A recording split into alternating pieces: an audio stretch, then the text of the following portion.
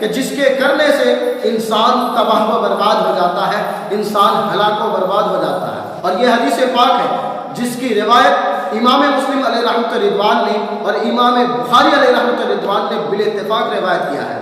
اور اس حدیث پاک کے راوی کوئی اور نہیں حضرت ابو ہریرہ رضی اللہ تعالیٰ عنہ ہے۔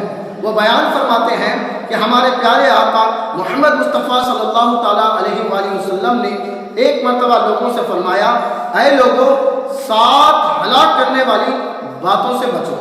انہوں نے عرض کیا، یا رسول اللہ صلی اللہ تعالی وسلم وہ کون سی باتیں ہیں؟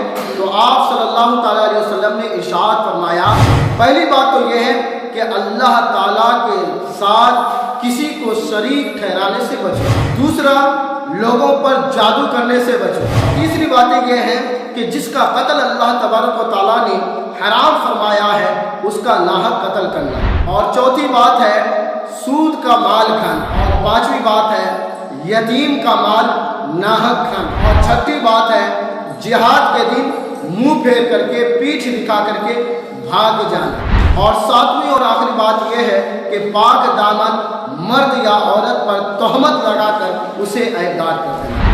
یہ 7 چیزیں ایسی ہیں کہ جس کی وجہ سے انسان ہلاک و برباد ہو جاتا ہے، دوسرے بھی ہلاک ہو جاتے ہیں، اور جس نے یہ کام کیا ہوتا ہے وہ بھی ہلاک و برباد ہو جاتا ہے۔